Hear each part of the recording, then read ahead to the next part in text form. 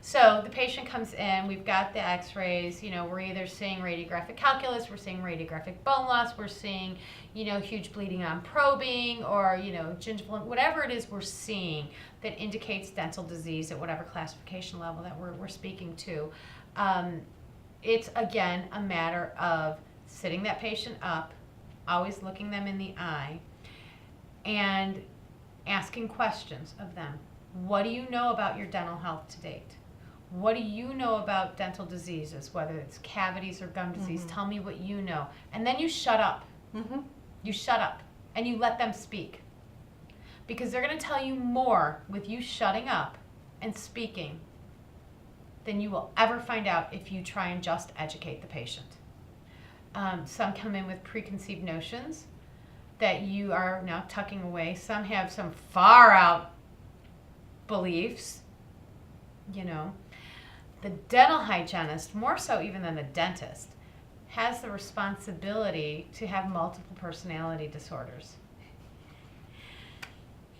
The dental hygienist needs to know how to reinvent him or herself every 45 minutes to an hour, because you need to be able to address the patient in your chair or in front of you or next to you at whatever level they need to hear you at. You need to meet them where they are. You have to meet them where they are. You have to see them and hear them with fresh eyes and ears. You have to hear them, not just listen to them. You need to hear them. And once you've heard them and you step back and you process that information, you will then know how to move forward with them. But listening to them and hearing them by shutting up, is really what makes a difference, because now they're going to tell you where their preconceived notions are in dentistry. And some of them are very open to it. They know they've got a problem. They've seen the blood in their spit when they're brushing their teeth. One funny little phrase or comparison that I heard back in 1987, I think, or 1986 in college was that gum disease is akin to hypertension. You don't know you have it until you measure it. People typically don't know they're hypertensive until you put a blood pressure cuff on their arm. Correct. And take their blood pressure reading. All right. Same thing with gum disease. So many people have no clue that they have gum disease. Their teeth aren't wiggling because there's enough calculus in their mouth holding those teeth in place. Sad but true. Their gums aren't bleeding. Their gums aren't bleeding because maybe they're smokers, and when they're smokers, the vascularity in the tissue is not as great as it should be. Well, that's a whole nother issue going on. So, it's really about finding where they're at and then explaining it to them. And in those moments, for those patients, you tell them what gum disease is.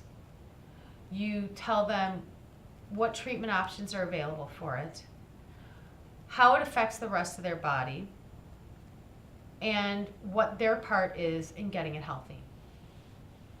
And again, you're not asking them. You're informing them. You diagnose what's there. Now, I understand in some states, I can't use it as a hygienist, you're not allowed to diagnose, but by diagnose, I mean present. So let's be clear, I'm not diagnosing anything. The state of Illinois wouldn't allow me to anyhow, but I can present the information. When you're in a great team environment, when the hygienist and the dentist are on the same page and they're really working cohesively together as a unit, that dentist is coming in. Say we're on an established patient now, and the patient's just in their chair for the recall and things have just gone south, right? That dentist and that hygienist should be so in sync and so simpatico that he doesn't even have to worry about what she's saying to the patient. He will come in and confirm her findings and create the diagnoses.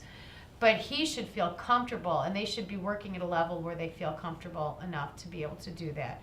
And there's a trust issue involved with that. That takes time. It takes time. But if you work together and you stay on the same page as a team, I think pretty much any practice can get there.